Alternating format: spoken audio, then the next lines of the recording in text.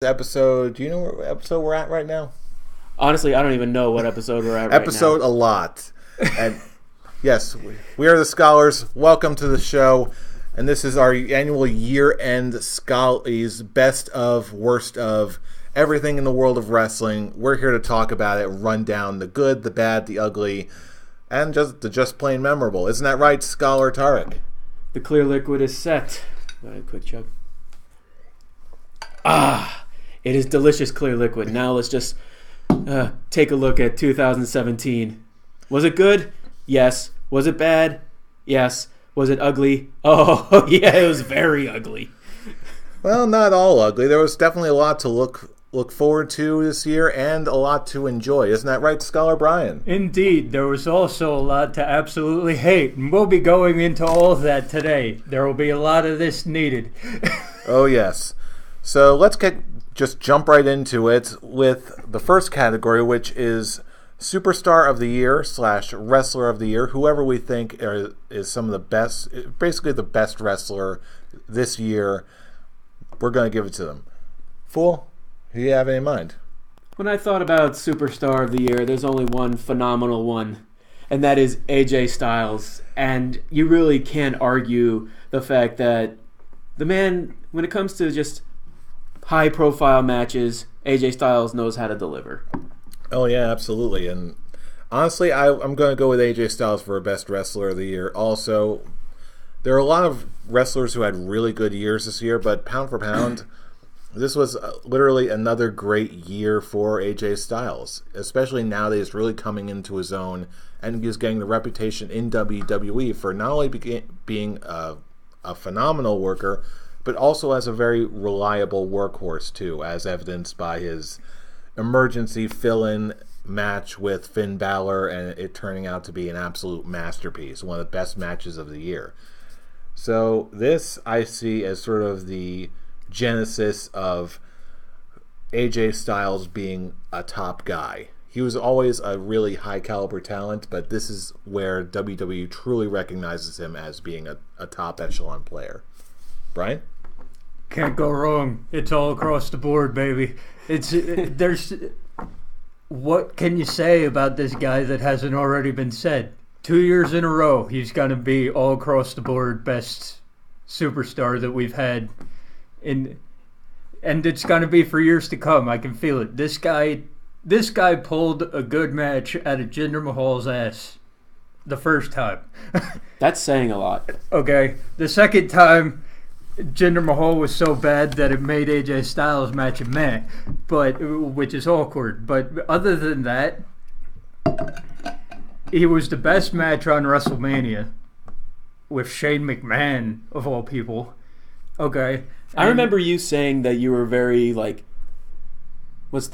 nervous about this one. You wouldn't think you thought it was going to be good, but it wasn't going to be great. I thought it was going to be good. Out of the water. I thought that it was going to be good, but I thought it was only going to be a showcase for which high thing is Shane McMahon going to jump off of this WrestleMania. He didn't jump off a high thing. But in the meantime, it was also AJ that really pulled the rest of the technical aspects of the match together. Very true. I thought that wasn't the way the match was going to be, and it ended up blowing me out of the water. And then he basically had the WWE main roster match of the year with John Cena at Royal Rumble. Okay, the best match that Brock Lesnar has had in a long time. That masterpiece with Finn Balor. It's just all across the board. AJ could do almost no wrong this year. And so definitely deserving 2 years in a row across the board Superstar of the Year for Scholars of Wrestling. It makes it sad. It makes it sad thinking he's not going to close WrestleMania. Well, but there's no saying that he won't steal the show, as he is apt to do. But the man deserves to be in the main event of WrestleMania. He does, and his time will come. Sooner rather than later. His time will come. I'm just happy that the rumors going around about the title match aren't true. Hey. That it's not going to be John Cena versus AJ Styles. I'm just happy that apparently they have something else in mind. Mm-hmm. Well, and we'll see how that goes as time goes on. But in the meantime, let's see if we can't break this deadlock with our next category, most underused wrestler of the year. You go first, Jeff. We'll This one alternate. was tough for me. There are a lot of people who could be considered to be underused or underutilized. A long, short list of however many people using whatever other criteria you like. Looking back at the year that was, it's a tough pick, but I'm going to pick one of the many names. You're probably going to disagree with me on this, but I picked Jazzy Gabert this time. The big German Russian woman, whatever nationality she is, from the Mae Young Classic. Mm-hmm. She was a fan favorite early on. Arguably got eliminated a little bit too early from the competition. Got sort of a cult following, arguably because of it. And I actually just found out, just as of the day of this airing, taping, recording, whatever word you want to use. Could be a mixture of both. All of the above, depending on when you're watching this. Mm-hmm.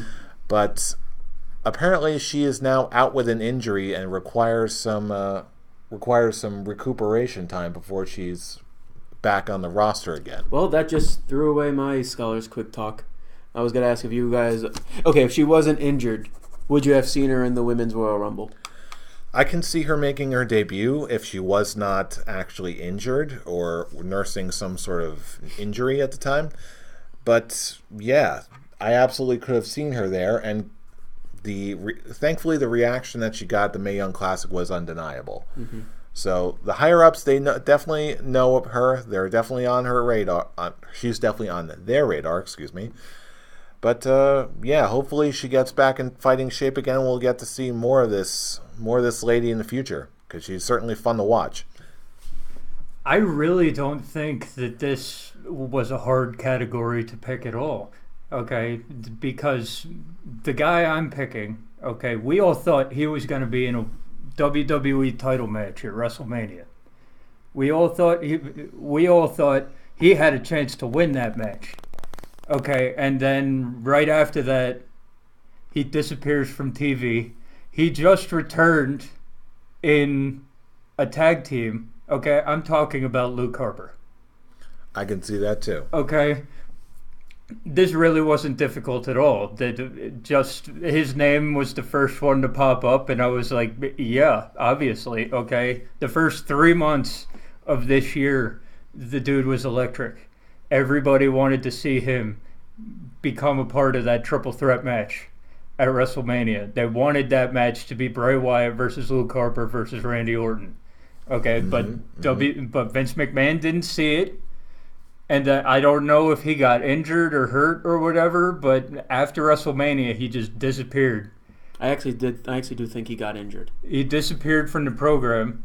Okay, and yeah, what he's got going, it's a nice little thing right now with the Bludgeon Brothers. It's a nice little thing. It's an awesome little thing. It's a little thing, sorry, I love it. But it's also the fact this dude was up for the WWE title, and now he's back in the tag team division where he was floundering for years.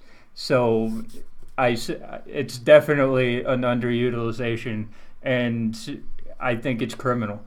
Mm-hmm. What they did to this guy. Tart, who do you got? Well, like what Brian said, this one actually wasn't very tough for me. It was actually a toss-up between two guys, but seeing the big pop that he's getting now, it's not going to be Rusev for this one. It's another one that Vince is just being very close-minded and seeing. Zack Ryder. I'm going to ignore you. El Dandy.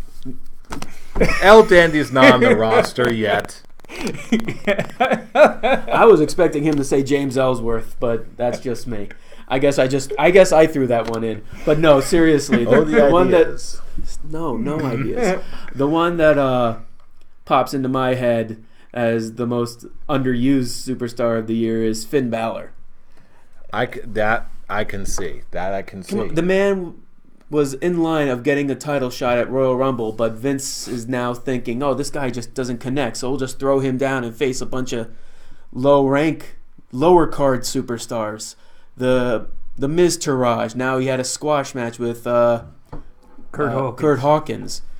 the man just, ever since he came back, he just has been stuck. And as intrigued as I was with his feud with Sister Abigail Wyatt, that went absolutely nowhere because Sister Abigail Wyatt got sick.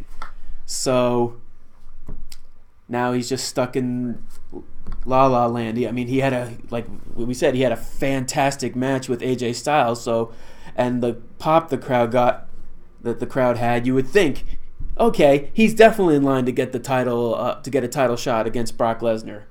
But Vince is like, ha ha ha, no, damn it, I want my Braun Strowman and I want my Kane, because big man is what sells. But I still love Kane. I was going to say, you just listed two people that you love. I do, but it's just kind of, it's criminal to think for a long time we were going to get a big Finn Balor versus Brock Lesnar match, even with Paul Heyman kind of hinting at it, giving his respects to Finn Balor, and it just was like, oh, we were going to have this, I'm Vince McMahon, and I just threw it away. And Finn Balor deserves a lot more, and whenever the next superstar shakeup comes along, I hope he moves to SmackDown. Imagine seeing AJ Styles versus Finn Balor for the title. Imagine seeing them team up and have some kind of Bullet Club thing. Imagine Finn Balor versus Shinsuke Nakamura for the title. Please. The possibilities are endless now. Please, let's not get too excited too soon. Let's not have Jeff explode all over the camera. Or in this case, in a couple of weeks, Climax. Shush. I will not. But speaking of, let's talk about our next category, Breakout Star of the Year. It's just someone who came along that's new, relatively fresh, something new and exciting that really captivated us all this year. Brian, who do you got? Once again, this wasn't really very hard for me. This was the year of Braun Strowman. Really, this as much as we talked shit about him last year, the last 2 years. Okay, this year he broke out into the big man that almost everybody loves now. He gets big pops. Okay, he's done everything you can do to get him over this year, and I'm watching videos of the most amazing moves, the most violent stuff on YouTube of the year, and about 3/4 of it is Braun Strowman throwing things around, throwing people around, throwing chairs at people's faces, breaking rings into, of course, the ambulance, and garbage trucks, all of it. And really, before this year, okay, all you heard was bad talk about Braun Strowman, and now I think he's gonna win the title next year. He's got to. Okay, but for me, it was easy. Breakout Star of the Year, Braun Strowman. Tarek, what'd you pick? Brian, you just took the words right out of my mouth, and I hate you for it. Yeah, it's obviously Braun Strowman. The man, ever since his repackaging, Monster Among Men, going through nothing but squash matches, and then that moment that sold me as a big Braun Strowman guy was him just saying, I'm done with these squash matches. Their squash matches are bullshit. Give me real competition. And we just see him getting so much better and better and better. We got to thank the Big Show for training him. And I really do hope that Braun Strowman did end the Big Show, like end his in-ring career. Debuting in WWE in a cage and getting by throwing Austin out of a cage, and then ending his career being the one thrown out of a cage. It's poetic justice. Comes full circle. But yeah, back to Braun. Like I said, Braun, if he doesn't win the title at all next year, it's criminal. It's like Finn Balor. It's criminal. The man deserves a title shot, and he deserves it. Braun! Yeah, I honestly did not go with Braun Strowman initially. Because hear me out. Initially. Because it feels like Braun Strowman has been around for so much longer than just this year, which factually he has.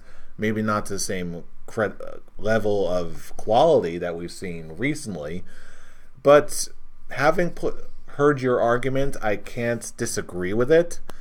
However, I do feel that at least one honorable mention does need to be mentioned. When I was thinking about other breakout talent this year, other talents that really came into their own, another name really came out of the woodwork here, and that's Velveteen Dream. Especially after his last feud with Aleister Black. Yes. Mm-hmm. Yeah, that to me was like a match of the night, at least from a hype level, especially seeing where this guy came from and all the gimmicks that just didn't work, all the this, all of that. Now that he's really finally come into his own, now we really do know his name. Mm-hmm. And we will for a good long while if this keeps up. So, yeah, Braun Strowman, by all technical accounts, he's absolutely breakout star of the year, but I do think that Velveteen Dream does this, at the very least, deserve an honorable mention for all the work he put in this year. I can go for that. If NXT was actually looked more as a main roster brand, not just developmental, I probably would side with you more on that one. But it's developmental. I do hope that the NXT special on USA was enough for it to be okay, it's good program. We'll just put it on Wednesdays on USA. Well, we'll see what if anything comes of this. Am I wrong about that? Am I alone on that? Or should it just stay on the network? I don't know what to really think. If they can bring in more ad revenue by airing NXT on USA and it's still a draw, then I say, by all means, go do it. But then I think about NXT, what was said about how many people viewed it on USA, and I'm I don't know if that's going to be enough. They said 800,000 people, 800,000 households watched it. Two things to consider. Which really, when you compare it to Raw and SmackDown, you really shouldn't. But USA isn't gonna go for that. Well, there are two things to consider here, in my opinion. Number one, the advertising. Again, I consider myself a wrestling fan, and I barely knew that this was going to be that NXT was going to be airing on USA on a Wednesday night. That's number one, and number two. Even if those numbers are still low by WWE TV standards, you also can't compare them to things like Raw and SmackDown that are basically like legacy shows at this moment. It's very true. That are known by the mainstream wrestling audience to be present every Monday and Tuesday. That's very true, and I agree with you. However, and one last point. Consider this. How many other viewers is the USA Network actually pulling on a Wednesday night during the week? I can't imagine whatever programming they do. I can't imagine. Is that what you're asking? Yes, I can't imagine they're doing much better than the numbers that NXT pulled. It really depends on what show they have going on Wednesday night. I'm not sure at this time, but there are shows that pull about 2 million to 3 million households, and really, really with it really comes down to what USA Network wants to do. It has nothing to do. WWE would put NXT on USA in a second if it had any power at all in that relationship. It really doesn't. It's all up to USA and if they can get people to advertise on NXT, and with 800,000 viewers, I don't know if a big network like USA can pull that off.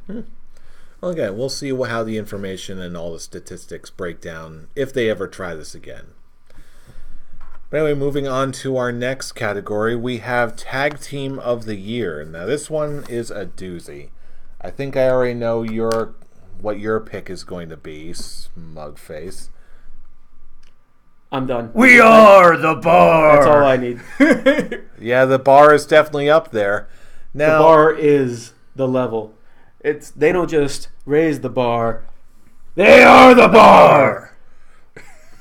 I hope we all got that right. And by bar right now, this is insinuating my penis for Cesaro. God damn it. I had to do it on the live show, man. I had to. You see, Considering it's going all the way, going all the way to the right. That's weird. It's going all the way to the left, whatever it looks like on the screen right now. Yeah. my complete hard on for Cesaro definitely helped me on this one. But you really can't argue that some of the great matches they've been having throughout the year. Yeah, on Raw, okay, they are the tops of the tag team division. There's no doubt of that. Throughout the year, they've been the one shining. And to be fair, they're the top. They're the top of the Raw brand. Yeah, they really are. All the main. They're one of those two are top of the top 3 heels of Raw. Yep. So Samoa Joe and the Bar. There you go. That's what you need, and that's all that needs to be said. Cesaro, you sexy beast, you. I am going to offer an alternative view on all of this. Never. You're not changing my mind. I didn't say I was. I just say I was presenting an alternative view. Oh, I don't need an alternative view on Cesaro. God, the view of him is all that I need. We should have done tag teams last. We should have. It wouldn't have changed. But I anyway, wasn't going to say it was going to change, but now we wouldn't have to deal with that look on your face for the next 45 minutes. The night is young, kids. The night is young. But as far as tag teams go, the night is young. As far as tag stop teams thinking go, about Cesaro. Given the way that T-shirt sales went, I'll be honest, I almost went with the Young Bucks with this one. However, looking at the tag team wrestling scene in WWE lately, there are too many good tag teams. The Bar being one of them, I gather. However, as soon as I started thinking about this category, my mind went to 2 places: the New Day and the Usos. I had a real hard time just trying to pick between the two, but I think I'm going to go with the Usos here. I could very easily have just flipped a coin because the two have had both equally good years as far as I'm concerned. But I'm going to go with the Usos strictly because they are the ones that surprised me the most. I never really liked the Usos. I was never really sold on them. But there was just something about them this year that just really put it over the top in my eyes. So I'm going to go with the Usos. Brian? This was the year of the renaissance of tag team wrestling. The best work in all of wrestling this year, I can say, went to the tag teams. Okay, you had even feuds that lasted for months that normally we would decry and we'd be like, okay, this needs to end now. They need to go do their separate things. Okay, with tag teams, we never really said that because there was always differences in the matches. The matches were always fantastic. I don't think that we gave a bad rating to a tag team match on pay-per-view this entire year. I don't think we did. We didn't. Come to think of it. It's always been like... Yeah, I can't think of one. I just remember always saying that the opening match, which is normally the tag title matches on either brand, were match stealers or show stealers. And also on the indie scene, you can't deny the Young Bucks, their popularity. They make the Bullet Club in general. They put themselves. They are millionaires, and they did it themselves. Good on you guys. Good on you guys. However, okay, I'm gonna have to agree with Jeff on this one because going into WrestleMania, okay, I was at the point where I could not stand the Usos. They needed to go. They needed to get off my screen. because they were still the faces that they'd been for years. They were the cartoon characters. They were the cartoon characters, the dudes who came out, did the little Samoan dance that they did, and then they'd go out and do the same thing they've been doing for 5 years. And if we're talking about a tag team renaissance, you cannot have any of this without the renaissance of the Usos. Okay? They turned heel. They changed up their characters so much. And it's one of the most enjoyable things that I've seen this year. The way that the Usos... It's two guys who really aren't intimidating when you think about it. When you look at guys like Braun Strowman and Samoa Joe, and then you look at guys like the Usos, who would you be scared of more? But, okay, their promos are like they just sniffed 15 lines of cocaine and especially when they first started out and they were doing those promos that made no sense, and then at the end they'd slow down and say, "It's not paranoia, it's the Usos." I'm like, this is gold. Like, I went from hating these guys. I think you were quoting that for weeks after that. I went from hating these guys. Bathroom break. The Usos. Okay. To being glued to my TV set every time that they came on.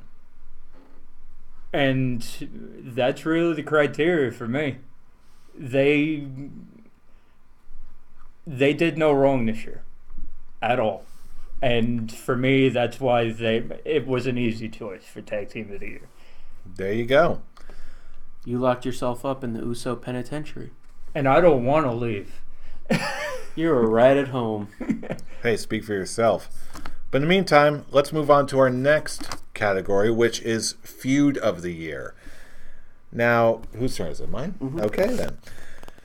Now, again, there's lots of good feuds that we could talk about, but for me, when I look back at the year, everything that this year contained, one thing that really caught my attention more so than anything this year is honestly the feud in New Japan between Kenny Omega and Rainmaker Okada. Just the way the whole feud went, even if you don't speak the language, which I don't. Thankfully, there are English commentary streams now. Just seeing the way this series of matches went, this is a wrestling art form as its purest, where you can see the champ, the guy, Okada, all flash. He definitely looks like a champion. And then you've got this hotshot American guy who's like keeping up with him every step of the way, comes so close to winning the big one, and just match after match going to one point going to an amazing 1 hour draw, and just the pace of it all, just everyone leaving it all out there, even if it tells the amazing story all without a single word being spoken. So, looking back, I'm reminded of how good this feud was. So I'm going to go with it. Omega versus Okada, Feud of the Year. That's a very good choice. I can't pick it personally because I watched the matches, but I wasn't invested because I didn't watch any of the regular shows. I didn't see the feud itself actually going down. I just saw the matches that they had. What I did see go down, okay, we talked about him earlier. I talked about this feud earlier, and a lot of people hate this guy that I'm going to talk about next, but he was a main part of why Braun Strowman got so big this year. I'm going with Braun Strowman versus Roman Reigns as the feud of the year, because it did two things that a feud to build up a guy was supposed to do, and it did it perfectly. It made Roman Reigns look human, and it made Braun Strowman look like a monster among men. Okay? Looking at that video that I told you guys about earlier in the show, it was the 100 best moves of 2017.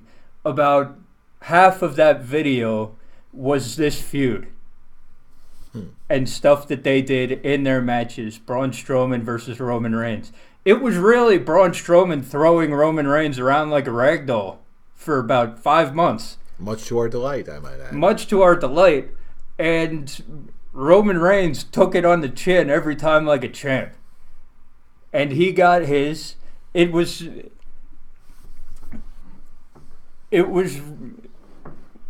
when it first started happening, I was like, Roman Reigns is gonna take down Braun Strowman because that's the way it works.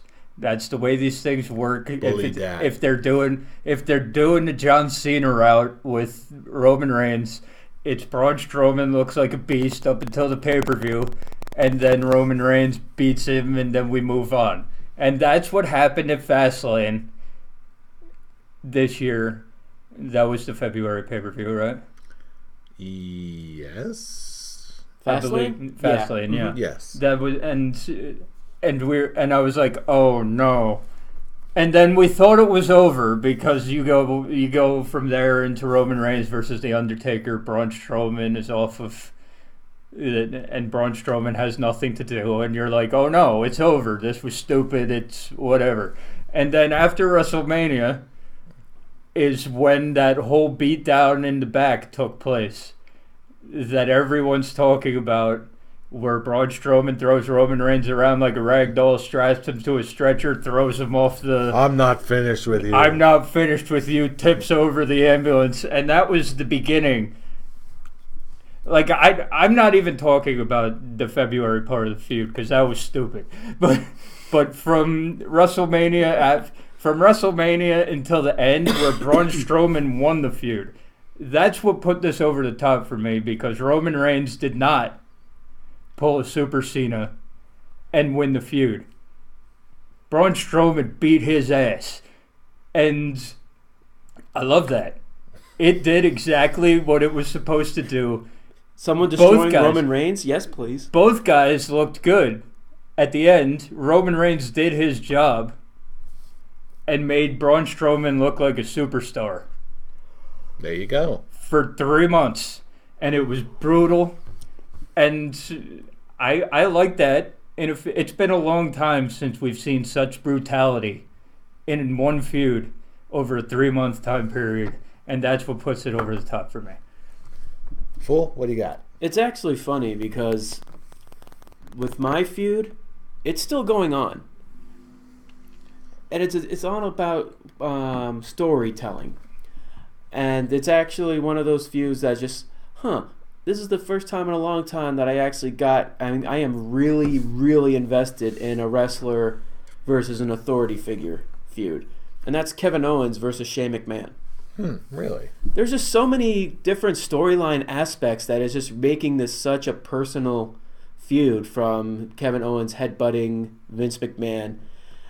It's progressed so much, and they're as much as I do love the Roman Reigns Braun Strowman feud, nothing other than them being elevated, nothing really changed. It's just them beating the shit out of each other, and as much as I love that, I want more than just beating the shit out of each other. This one is adding layers to it.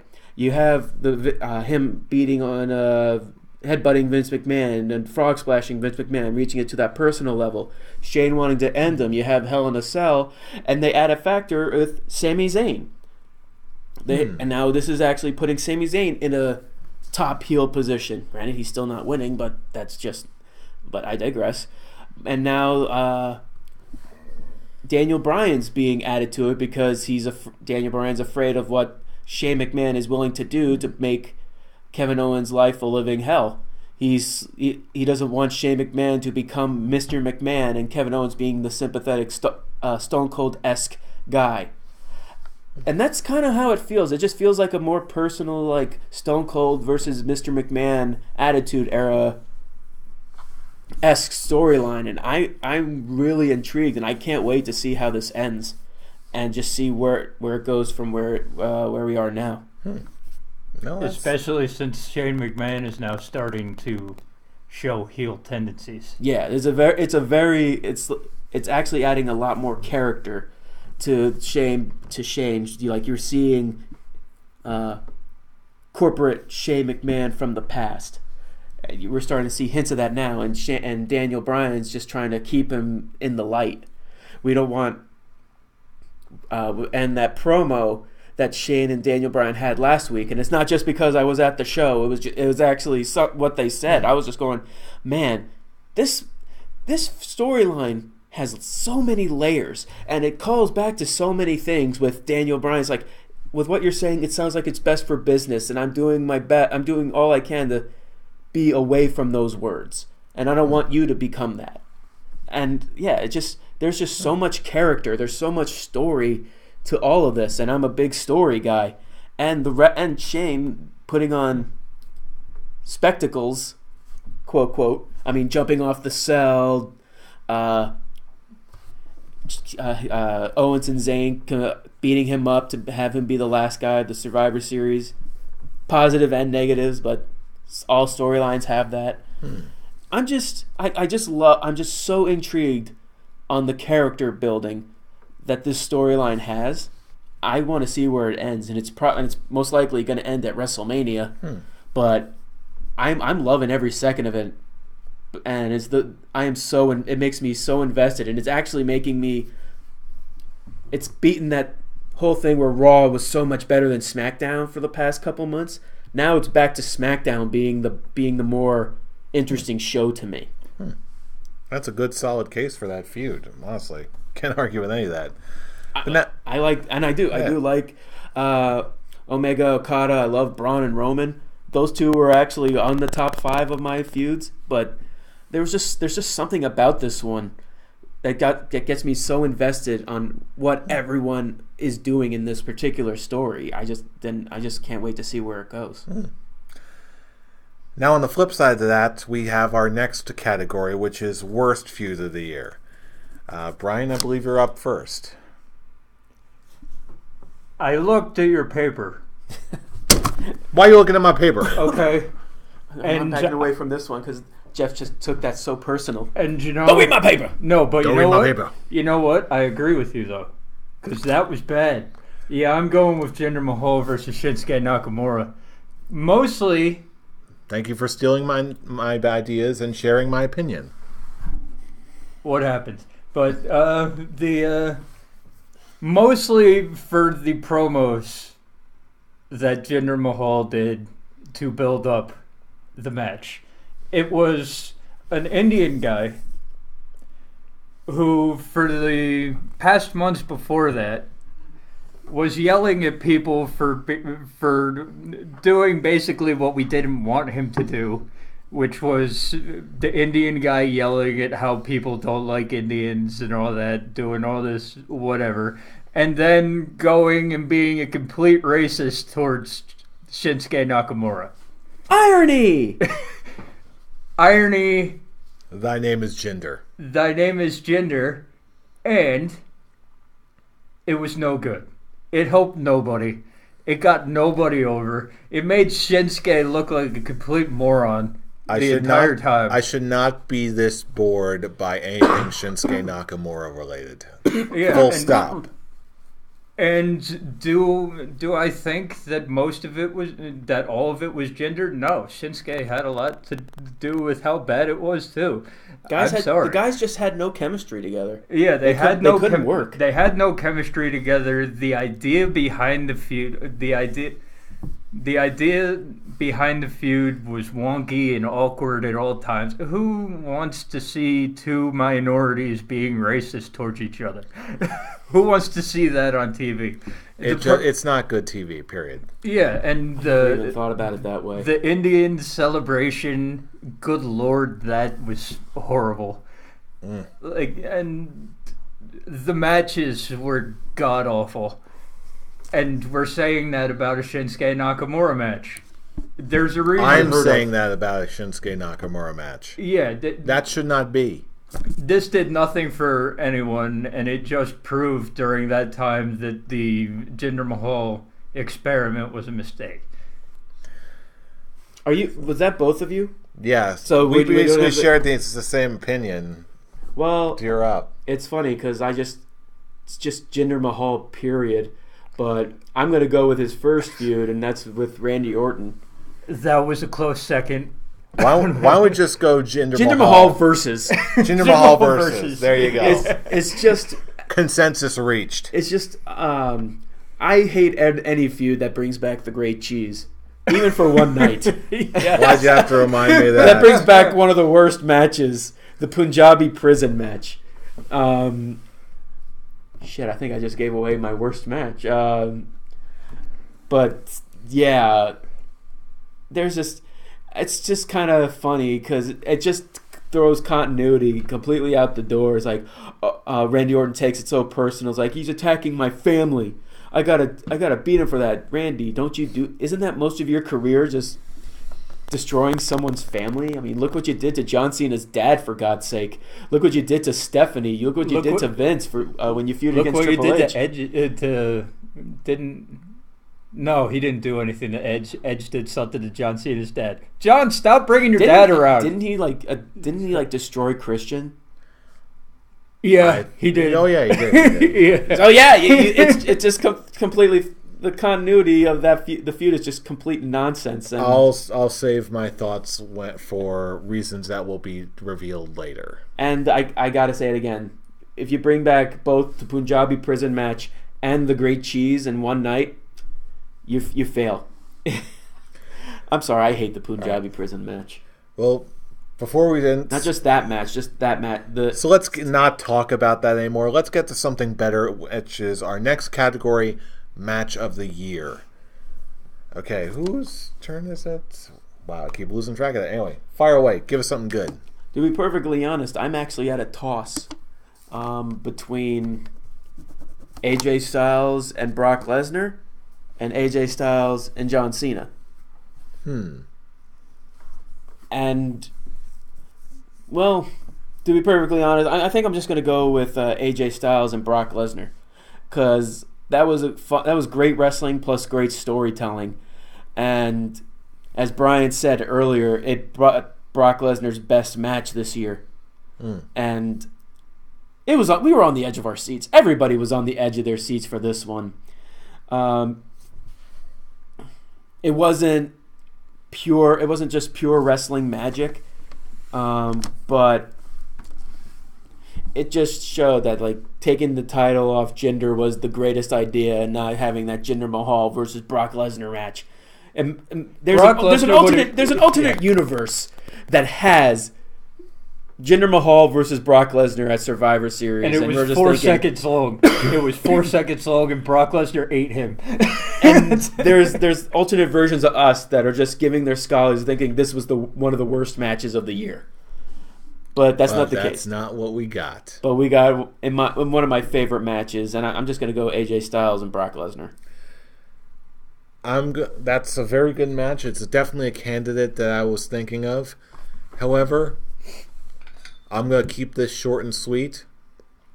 I'm going with Omega versus Okada again. That's actually my number 2. Wrestle Kingdom, right?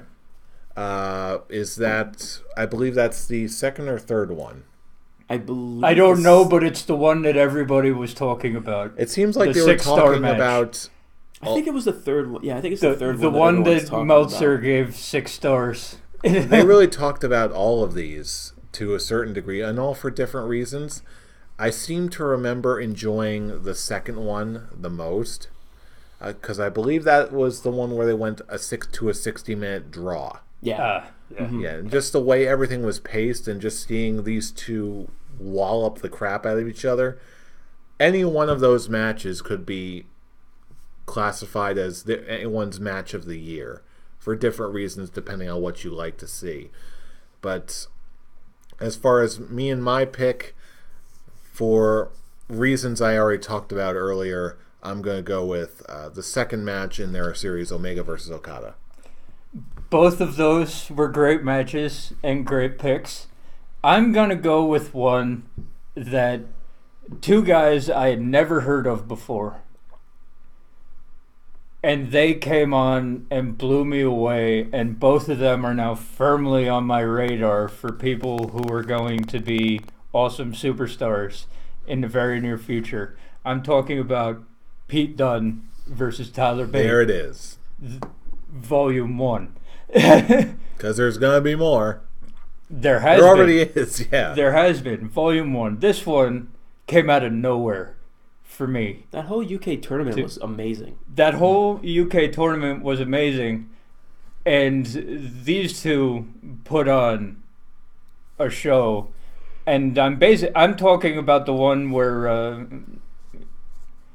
these guys made their name in the tournament, and the title defense afterwards, these guys went nuts, and they'd done stuff that I had never seen before. I was on the edge of my seat the entire time. So your two picks, very good matches. The reason I picked this one was because they were two unknowns for me, and they made me believers in one 15-minute time period. Whereas I already knew that those four could go. Mm-hmm.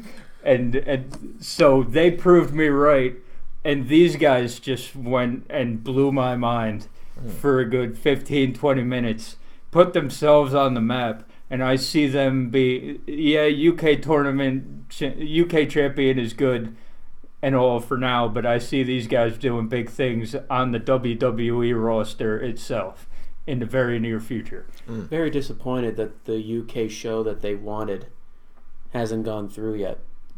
Yeah, I'd say take the place of the cruiserweights because they don't do shit anymore for me. Hey, it's just Enzo and Nia. I can't. That's the only intriguing thing going on. Hey, it's and something. That's just the fun. Cruiserweight, it's something. That's just fun. And Drew Gulak. Yes. And Drew Gulak. Yes. Drew Gulak. Oh, that's great. Yeah, so much fun watching him live. It was that made 205 Live fun. There you go. Drew Gulak. Now again, flipping coin once again. Now we're going to go on to our next category, which is worst match of the year.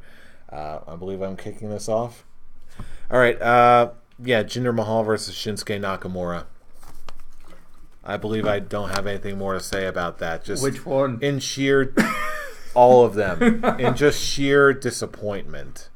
There are a lot of bad matches this year, granted, but in terms of the most disappointing ones, this one was the most disappointing one for me, solely because I love Shinsuke Nakamura, but this is him at his absolute worst. He is capable of better.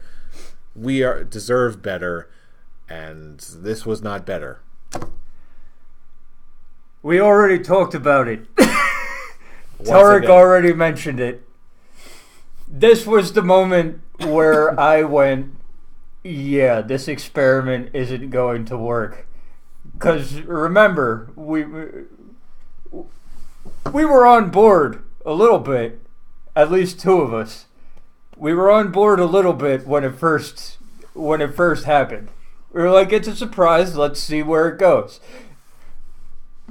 And then they did the Punjabi person match at Battleground, made Tarek cry, brought back someone who didn't need to come back in the Great Cheese. That's specifically why I did not mention the Punjabi prison match, strictly because he was happy to see the Great Cheese. The sheer absurdity of seeing the Great Cheese come back in the year of our Lord 2017 was just, I'm sorry, I thought it was hilarious. And because the Great Cheese made me laugh, that's disqualified that for being my worst match of the year, because at least it amused me on some ironic level. And you know what? Punjabi person matches are never good. They never have been. So we go in. I'm changing it. Because you knew going in it was going to be shit. Because it's a Punjabi prison match. and whatever. I'm going with the first one. The one where he actually won the title. Mostly because it's the only match this year that I actually fell asleep in. Practical. Pretty much. It was so boring, the first 5 minutes, the one where Jinder Mahal actually won the title, that I fell asleep. I woke up, saw Jinder Mahal won the title, and I thought all my nightmares had just come true. I thought it was a nightmare. I thought I was having a dream. I closed my eyes, I woke up again, and was like, oh no. So yeah. For the distinction of being the one match that I fell asleep in this year and slept all the way through, Jinder Mahal versus Randy Orton for the WWE title. What pay-per-view was that? Backlash? Whichever one was before Battleground, man. I don't even know. And whatever. And the sad thing is, that one is mine. But whatever. So, yeah. All the things Jinder Mahal. All the things Jinder Mahal. So that's about as detailed as you're going to go for this one? You honestly cannot go with... We were all scared of the fact that he became number one contender in the first place. And it was just the sheer nightmare of knowing, oh my God, he actually may win the title in this match. And it's because he won the title that I hate that this match is my worst, because it was the reason for such a long time SmackDown was so unwatchable for me. It was a nightmare, and AJ Styles was our hero. He was our angel that saved SmackDown. And I can go with a lot of things, okay, but that title reign was not believable at all from the get-go. And now we have the possibility that he's winning the United States title. You know what? I can go along with that. For irony's sake, I can go along with that. The heavyweight title, he should have won the U.S. title instead of the heavyweight title. I would have been more invested in that, because it's the entire foreigner wins the U.S. title. The U.S. title and holds it thing. So they would have just done Rusev's storyline off for Jinder. It would have been somewhat less offensive, put it that way. I could go with that. It's more believable than him randomly winning the number one contenders match and beating Randy Orton. Winning a 6-man number one contenders match. And just looking at this United States tournament, my God, it's not a very good tournament. We all know what the main event's the final match is gonna be. Yeah, Bobby Roode versus Jinder Mahal. Why couldn't it have been like Big E versus Rusev instead of Xavier Woods versus Aiden English? Have Zack Ryder and Mojo Rawley, because unlike like what we were saying last week, they're just gonna be stuck together no matter what. Well, let's cleanse the palate a little bit. Speaking of. Now let's move on to our next category, pay-per-view of the year. Brian, your turn? Mm-hmm. Give us something. Because the first 3 hours of a 4-hour show was fantastic, I'm going to go with WrestleMania. Because after the abomination that was the one in 2016, this started off so much better, and you had a great lineup. It was the last hour that did it, that brought it down even a little bit, because you had Brock Lesnar, Goldberg. You knew that was going to be about 6 minutes long, because Goldberg can't go. But it was a very fun 6 minutes. Yeah. It really was. That's what she said. And the Undertaker Roman Reigns was... She's a whore. It was boring. It was Which one? It was all right, but it was boring. Which Undertaker Reigns. Oh. It was, and we can go back and debate the winner of that match all we want, but after the Abomination and wasn't it like my worst pay-per-view pick last year? I think it was a lot of people's I believe worst so. pay-per-view Was it pick last last year? year. was Last it year's two The Was one with was it- Undertaker, Shane McMahon? Or was it 2 years? It was last year. Undertaker, Shane McMahon. But Was that the one with Roman Reigns and Triple H? yes, Oh, then Yep, it was last year. yeah. So I love that it's that one. just because Yeah, of the fact that Zack even- Ryder. most of it, just because most of it was good, it cleansed the bad taste from the year before enough, and really nothing topped it, I believe, throughout the year. So yeah, WrestleMania, as it should be every year. Full? What you got? Honestly, I have to second that. I really can't add anything more. It's WrestleMania.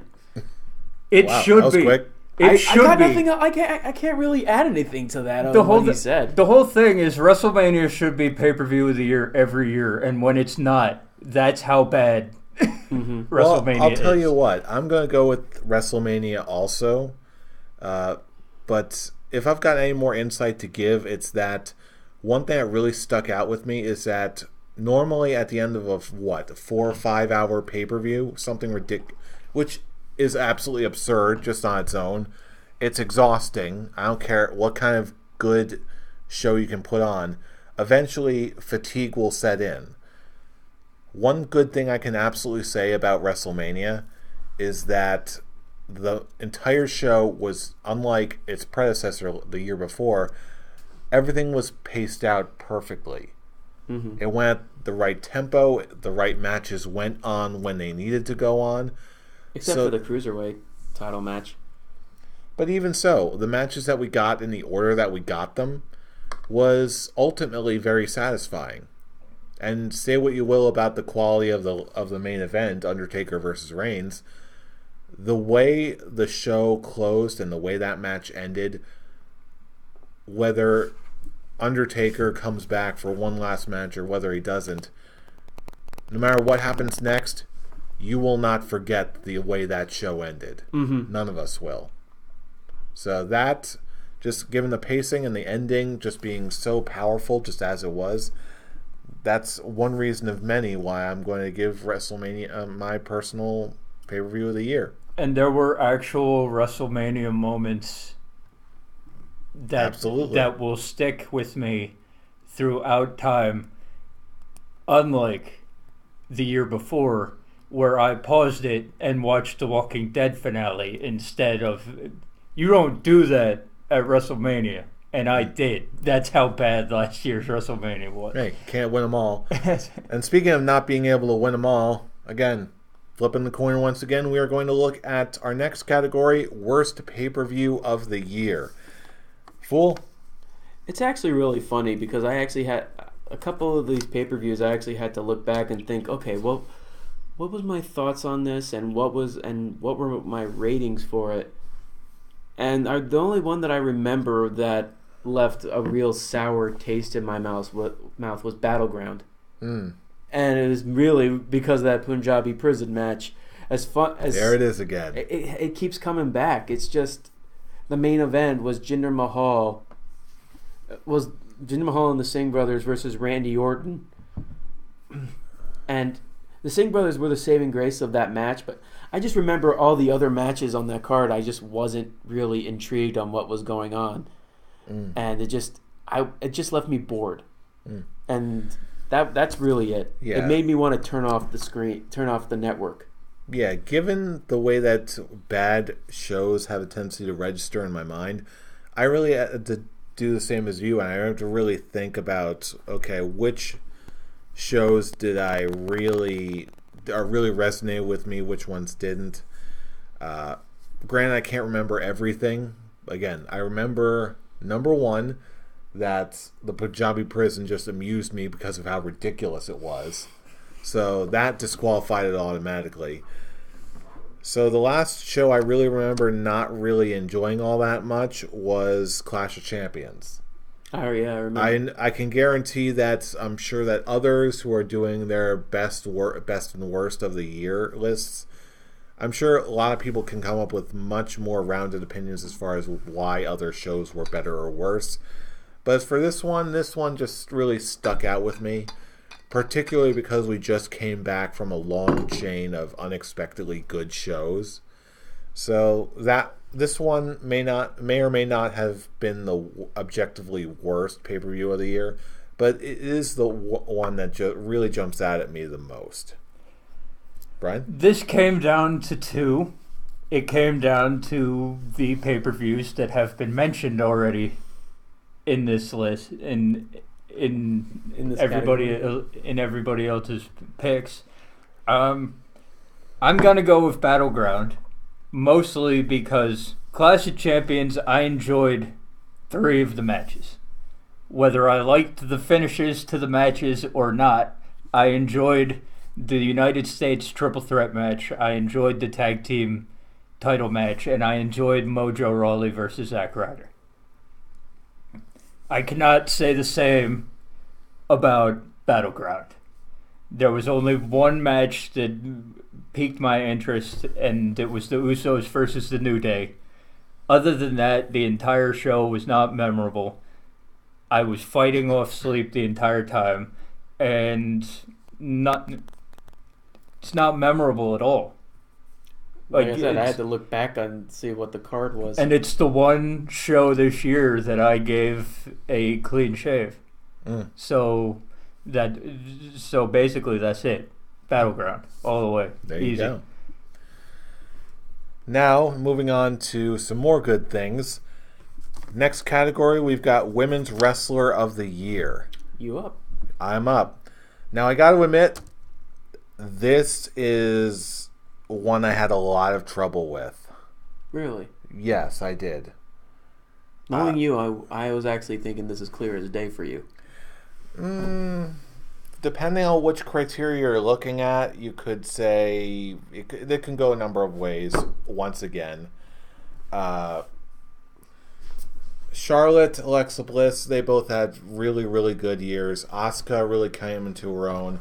There are a whole bunch of really great ladies who came out just through the Mae Young Classic.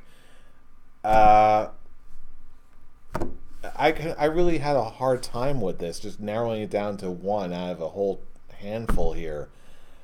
But I'm going to make this sort of my breakout star of the year as far as the females go. And everything considered, I'm going to go with Toni Storm. Mostly because the Mae Young Classic, in all seriousness, really sort of skyrocketed her stock, and like immediately after that tournament was over, she went over to Stardom and won their World of Stardom title. I think that's what it is. Whatever their world championship is, I think it's World of Stardom, and then Wonder of Stardom is like their Intercontinental title. Yeah, basically Toni Storm. This came down to 2 for me. It was a lot easier than I thought it would be. What put this person over the edge is she was the shining light in the dark abyss that was the Raw Women's Division. Okay, it came down to Asuka and Alexa Bliss for me. The difference being was that the women's division of NXT is pretty good, has been pretty good, and the feud between Asuka and Ember Moon this year was fantastic. What gives Alexa Bliss my pick this year is that in all of the ways that the Raw Women's Division was so bad this year, she was so good. She was the only reason I would stay in front of the TV to watch the women's division of Raw. And that really says something to me. She had the best year because she made that division even slightly good. So Alexa Bliss. Alexa Bliss is actually my number 2. My number 1 is Asuka. Hmm. And it's from her. She's had really good matches, and the simple fact that she's still excuse me, she's still undefeated, even breaking Goldberg's undefeated record. That's a big deal. Oh yeah. And she's already my pick for the Women's Royal Rumble. That one's fairly Yeah, obvious, I think. As long as somebody else doesn't show up, Asuka's got this all the way. Asuka's got this, period. Tony Storm? Ronda Rousey. Come on, Jeff. Who? Oh, stop it. You. If Ronda Rousey Easy. shows up, she's winning the Royal Rumble. If not, it's Asuka all the way. Easy. It's Asuka. All the way for me. On both the Women's Royal Rumble and this one. Not just the Women's Royal Rumble, the Stephanie McMahon presents the Women's Royal Rumble. God damn it. No. Because, they won't shut the hell up about it. Yeah. God, Yeah. that announcement was so bad. At least we're getting it, so there is something to be said for that. However, that being said, we're going to move on to our penultimate entry here, the need of clear liquid category, which, for those uninitiated, is basically the worst moments of the year. Something that was just very bad, that's just immediately requires the need to just get a big old swig of whatever clear liquid you got and just clear the palate of all that disgusting flavor and just clear palate, just get out of your system. So, Brian, what's yours? I just talked so good about Alexa Bliss that it pains me to have to do this. Just do it, man, because it's mine as well. So I'm going to share this one with you. Just say it. Just say This is your life, Bailey. This was quite possibly one of the worst bit of wrestling television that I've seen all year. Nothing was going to top this. There was seriously nothing that could First have of done. all, everybody knows Bailey can't act. We're the shit. Okay? Alexa Bliss did everything she possibly could. And this got over like... No, this is everything Alexa Bliss could have done to destroy Bailey's credibility, and it worked. It worked. This killed Bailey's career for me. It worked because... And for a lot of people. Because afterwards... Okay, afterwards, this was to Extreme Rules. Take his glasses for this. This was a build-up to Extreme Rules, where the right storytelling would have been Bailey picks up the kendo stick and annihilates the shit out of Alexa Bliss, finally getting that edge and winning the women's title. That is the correct. That is the correct way to make this storyline work. That is not what happened here. What actually happened was Bailey was so bad in this segment that the WWE was just like, we're going to have Alexa Bliss make you look like a bitch until the end of time. When one of Bailey's promos goes, you can't win with hugs, which is ironic because her finishing move is a hug. What credibility do you have? Seriously, though. It's like, this just completely destroyed any credibility. This was a 25-minute segment that went on about 24 minutes too long. Her friend, her boyfriend. Oh my God, it was so bad. What was it? Her teacher? You know what? Oh my God, I was like, why is this still happening, Alexa? Let the segment die. You can't save it, girl. Go. In a land, you're too beautiful for this. In a year, what she is. In a year that had all things Jinder Mahal, it takes a lot to put something else as a need of clear liquid moment. But if anything could do it, this is your life, This Bailey. is water, by the way. I wish it wasn't. But you know what? You know what the real tragedy? You know what the real tragedy here is?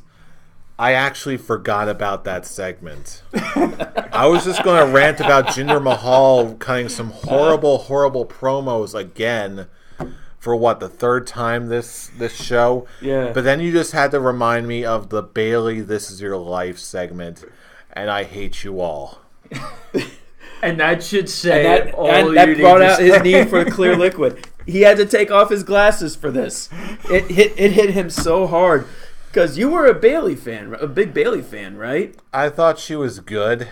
I wasn't like a huge Bailey fan or anything. I just thought she was during solid. your NXT days, though. She was good. She was also going up against Sasha Banks, so that takes all for him. I do enjoy the Boss, but yeah. The hell with the Boss. Used to. She's a bitch. And that's why it works. But anyway, no, that's not the just point. character-wise. I mean, she actually is a legit bitch. I Yeah, know. that's what I did. I know, but again, we can. He argue knows and about- he doesn't care. Moving on. Yes. Overhyped. She is way overrated. Hey, again, I know we could go on and on about this for some time, but we need to talk about some more good things, and especially the final category of the evening, the You're Welcome Award, which is the complete opposite of what we were just talking about. This was just an amazing, amazing moment that we will remember.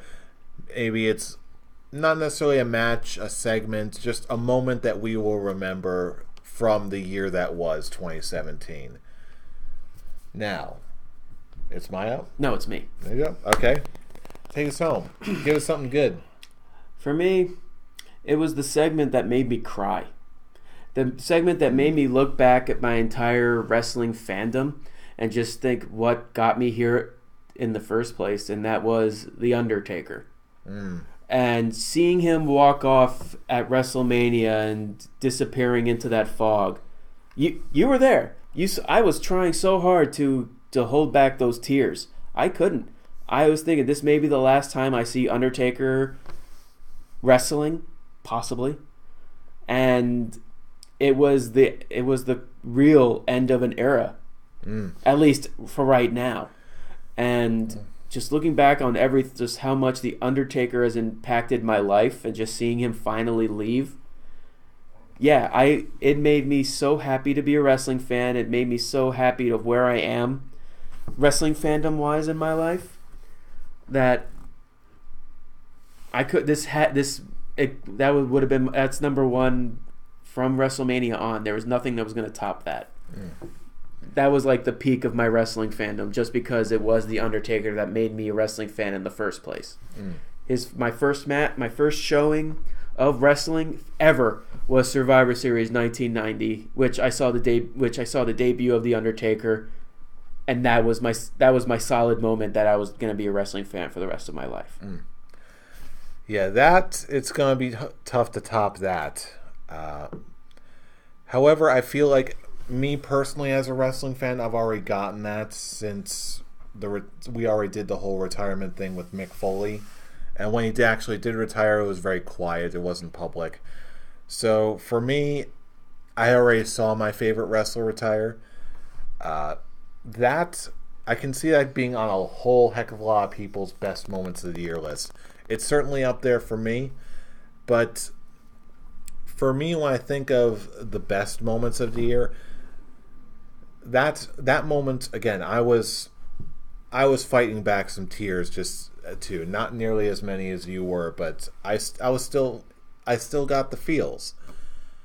But when I think of best moments of the year, that one was, to me, registered more as bittersweet than anything else. About, the old gunslinger, going out, riding off in the sunset with his head held high.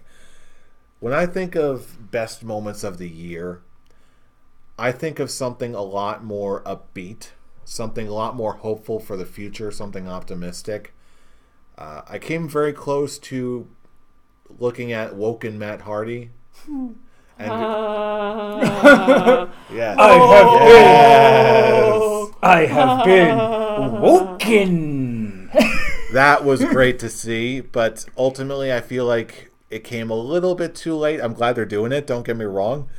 It's an honorable mention in my eyes, but I want to see him and Bray Wyatt as a tag team. It's got to happen. It has to happen. The feud is young, my friends. The feud is young. But as far as best moment of the year, I'm going to go with something that gave me so much entertainment, so much hope for the future, and that is the Mae Young Classic, the entirety of it. Just seeing the sheer amount of not just talent, but also sheer variety in what kind of wrestling styles, gimmicks. Just there was something fresh as opposed to the sheer amount of staleness that we got during most of my wrestling fandom. Like, if you think back to it, most of the time you got maybe a small handful of women who could go and then just a bunch of models they brought in to look pretty. During the Diva Search years, it was just polluted with a endless string of, I'm not Trish Stratus. Now things are better. I'm not going to say the phrase that they're trying to pass off with, but the influx of NXT women made things a heck of a lot better and more interesting for everybody. But it was with this, where like the Cruiserweight Classic last year before it, really showcased a mix of homegrown talent and top names from all around the world that we all wanted to see. Again, it also introduced me on a personal level to the artistic stylings of Toni Storm, but also with other things. Like, I really realized that, hey, Lacey Evans is a badass, and I love her gimmick. Piper Niven, awesome alternative, very interesting, love it. And you've got a bunch of them Jazzy Gabert again. And you've got a bunch of them that got signed to NXT. Yeah, now, and awesome. So now it gets me excited to see more. We got Kairi Sane back up, and now we've got Shayna Baszler possibly later on opening the door for Ronda Rousey. It makes me very excited and it makes me very happy, and it was just a very, very fun show to watch as it was progressing. I enjoyed it very much, and that has to be my moment of 2017. All of those are great moments. What I define as my "you're welcome" criteria is something that came out of nowhere that nobody was expecting. I wasn't expecting it. That moment where Kenny Omega is in the ring looking for a challenger, and up on the screen pops Chris Jericho. A late edition, but I cannot argue with that. Yeah. Late edition, but it's the one thing all year where, first of all, it broke the internet. It did. The one time wrestling has been like the top trend on Twitter the entire year. Two of those moments were The Undertaker and Chris Jericho calling out Kenny Omega. And never thought it would happen. But it did. Once again, the master of this does it again. Yeah, Chris Jericho calling out Kenny Omega and challenging him to a match at the Tokyo Dome on January 4th takes it for me easily. As soon as that happened, I was like, there's nothing. There's nothing that can top that. Meltzer's brain is going to explode, mark my words. Yeah. You honestly can't. You can't argue that. If my brain exploded, if my brain exploded, Meltzer's whole body will explode. Yeah, there won't be an observer. Brian Alvarez will call into the Wrestling Observer newsletter alone. Like, well, it finally happened. Tokyo Dome, something, Kenny Omega, Chris Jericho. His climax will be beyond belief. And that card. His last words were "all the stars," and they exploded. That card itself. Okay, the double main event. Holy shit! It's gonna be a very great show this year. And you've got inklings of a showdown afterwards because Jericho and Naito are talking shit to each other the entire time, trying to. Which one's the real main event?